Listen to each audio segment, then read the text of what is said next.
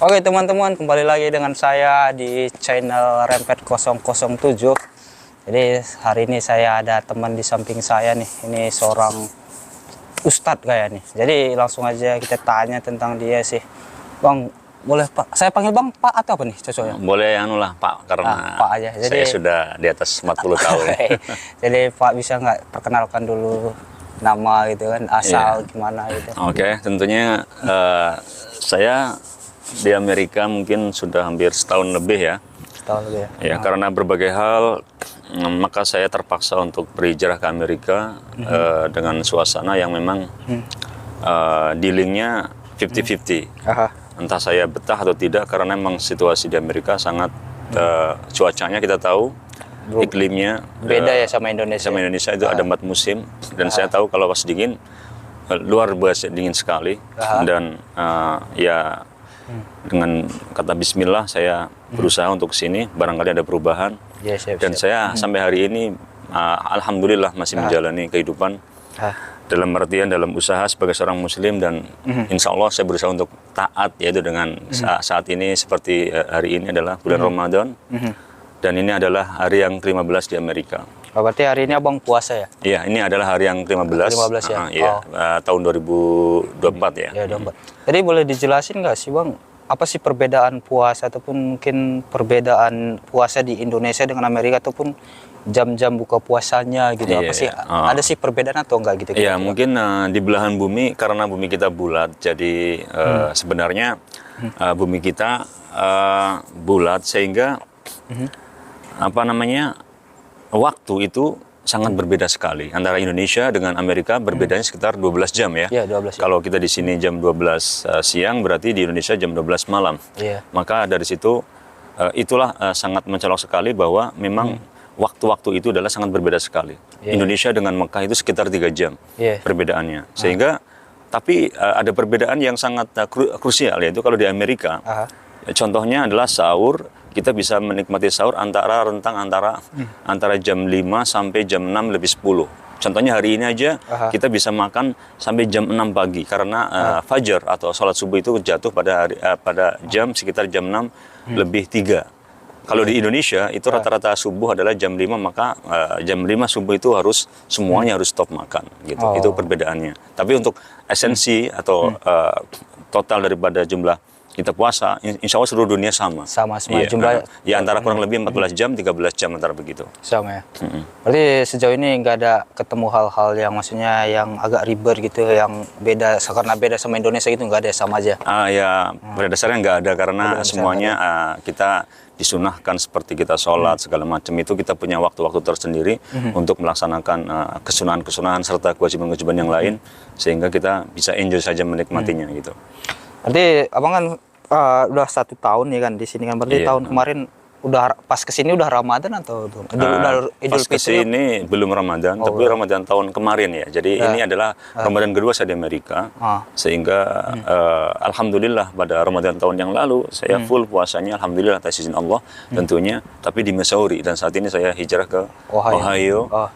Ya dalam rangka juga mencari rahmat Allah dimanapun kita berada, semuanya bumi Allah gitu. Iya, siap.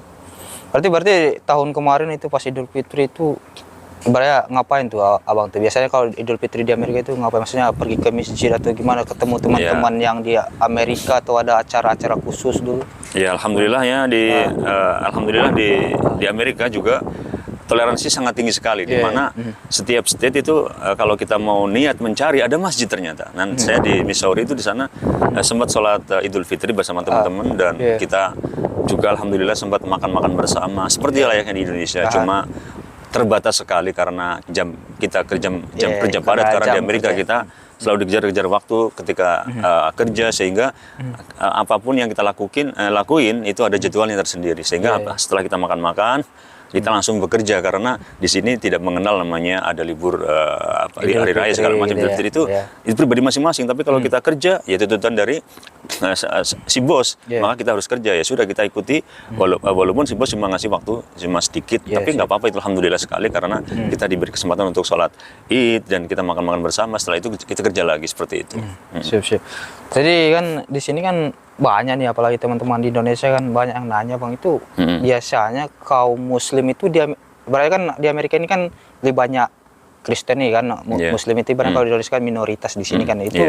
Kalau seandainya saya ke Amerika bang, itu aman nggak bang kira-kira kaum Muslim yang di Indonesia ke Amerika itu kira-kira aman nggak bang? Ya aman, karena alhamdulillah Amerika termasuk negara yang sangat menjunjung tinggi human right ya. Human right ini dari berbagai state itu mendukung sekali, dan untuk masalah human right ini sampai ke tingkat pengadilan itu sangat didukung. Karena Amerika keputusan atas dasar sesuatu itu pada pengadilan, sehingga kalau pengadilan kita bisa membuktikan bahwa kita benar, maka itu sebagai human right kita. Dan di Amerika juga termasuk plural ya, ada agama Hindu, ada Islam, ada Katolik, ada sama Protestan. Kayak Indonesia ya. Sama kayak Indonesia, cuma di sini ketatnya dalam masalah administrasi, dan apapun yang kita kerja di sini, yang mau kerja di Amerika kita harus punya surat-surat segala macam, itu sangat ketat sekali. Kalau terbukti kita nggak punya surat, maka tidak segan-segan pihak imigrasi atau polisi akan mendeportasi kita, maka kita berusaha mengurusnya. Ada pengurusan, walaupun kondisinya kita harus mengeluarkan kocek ya, tentunya nggak murah, dan itu harus kita lakuin. Dan kalau kita niat baik, terutama negara ini sangat menjunjung tinggi masalah pajak, sehingga insya Allah kalau kita mau mengurus surat untuk masalah pajak itu disediakan, wadahnya ada, dan itu juga ada step-stepnya, dan teman-teman yang di sini yang senior yang sudah puluhan tahun mereka tahu alurnya itu. Begitu. Nah, berarti aman-aman aja berarti sejauh ini ya. Insya Allah aman-aman aja ya. Mungkin kemarin juga kayak saya dapat pertanyaan juga, bang, kalau seandainya untuk beribadah, mungkin tadi udah dijawab bang ya. Jadi pertanyaannya gini bang, jadi apakah cari masjid itu semudah di Indonesia apa enggak katanya? Oh iya, kebetulan karena kita minoritas ya, jadi untuk setiap state itu ada masjidnya, cuma tergantung di mana kita kerja. Misalkan karena state itu luas ya, misalkan kita kerjanya jaraknya dengan masjid rata-rata. Saya temui ada teman yang kerja dekat dengan masjid, mungkin cuma 5 menit. Ada kebetulan saya itu dari masjid sekitar 15 menit dari sini. Tapi itu pun harus kita pakai kendaraan sendiri, karena kalau kita pakai Uber segala macam kita harus ngerogoh kocek lagi. Lebih efektif kalau kita punya kendaraan sendiri, sehingga kita sewaktu-waktu kita rindu masjid, sewaktu-waktu kita pengen jamaah sama orang-orang Muslim yang di sini, kita harus pakai mobil sendiri, karena kita juga terbentur dengan kerjaan yang memang harus. Kadang kita kerja di tempat kerja, dan ada teman Muslim yang lain kita bisa ajak sholat Jumat bersama, kan minimal 3. Untuk Madzhab Nawawi kita sholat Jumat minimal 3. Boleh kita Jumat 3 orang. Alhamdulillah itu semua termasuk rahmat dari Allah Subhanahu Wa Taala. Mantap. Mungkin pertanyaan lain ya, mungkin ada nggak sih banyak sih tanggapan abang itu kan masih banyak sih ya, saya lihat ya orang-orang Indonesia itu apalagi yang Muslim itu agak takut gitu ke Amerika bang, banyak sih yang gitu, komen di itu banyak banget di Instagram bang, saya Muslim bang, takutnya nanti saya di sana dia apa-apain segala macam itu, ada sih kata-kata dari abang ataupun motivasi dari abang tuh teman-teman yang Muslim yang masih takut ke Amerika gitu. Itu saya terangkan bahwa kita kembali ke kaidah ya, Bismillahirrahmanirrahim, seperti sesuai hadis Nabi Rasulullah SAW, bahwa innamal a'malu binniyat wa innamal likulli imri'in ma nawa. Sesungguhnya segala amal tergantung pada niatnya, dan orang itu akan mendapatkan apa-apa yang dia niatkan. Jadi kalau kita niatnya mencari orang-orang baik di Amerika, akan ketemu di situ. Alhamdulillah, atas izin Allah kita akan ketemu dengan orang-orang baik. Tapi kalau kita niatnya adalah hura-hura, niat adalah mencari kesenangan duniawi, ya nanti kita akan ketemu dengan orang seperti itu. Tapi coba kita tawakal Allah, kita mencari, niat ingin mencari ibadah, ingin bekerja dengan baik, insya Allah ada. Semua di Amerika, ada jalannya. Iya, ada jalannya. Semua itu ada jalannya masing-masing. Dan tergantung niat kita. Kalau kita niatnya pengen baik, kalau kita nyari dengan benar-benar akan ketemu dengan orang-orang yang baik-baik. Alhamdulillah, itu semua hikmah Allah. Iya, benar-benar sih. Dan untuk teman-teman yang masih ragu ya, masih takut kenapa-napa di Amerika masalah minoritas, itu semua aman-aman aja ya teman. Aman aja Bang ya, karena di sini kan beda ya, kalau di sini kan nggak seperti di Indonesia kan, kalau di sini kan nggak ada yang berani macam-macam ya kan, sekali macam-macam langsung ditangkap, dipenjarain segala macam. Kita harus hati-hati juga dalam bermain. Kalau kita pengen nggak aman ya mainnya tempat-tempat yang publik, yang sekiranya aman, jangan ke diskotik yang memang itu adalah diskotiknya tempat-tempat yang begitu berbahaya. Itu berbahaya karena di situ kalau ada orang yang mabuk luar biasa, mereka karena di Amerika tuh pistol adalah legal, sehingga ketika orang yang pas mabuk itu pegang pistol, terus mereka melihat kita adalah orang yang memang dalam artian ada sistem ras, ada. Kalau yang rasmi itu pegang pistol itu bahaya, makanya kita jangan pergi ke tempat-tempat yang membahayakan seperti diskotik, klub malam lah segala macam. Kita carilah tempat-tempat yang baik, yang bagus, itu banyak sekali di Amerika. Terus kita pulang aman, kerja dapat uang, kita kirimkan ke keluarga aman, insya Allah. sampai target pulang ke Indonesia ya kan. Insya Allah ya. Jadi pas kata Pak Obi ini, jadi untuk teman-teman yang memang niatnya untuk cari kerja ya, untuk ngumpulin uang ya, cari kita melakukan hal-hal positif aja di Amerika ya.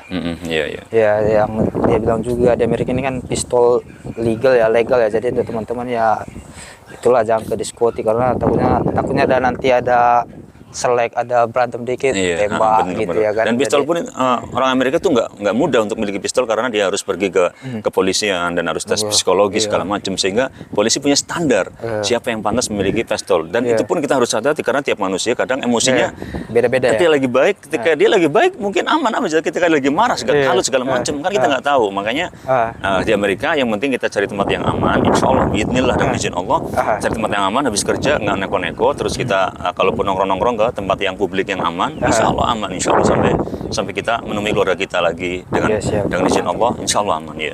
Aman ya. Iya.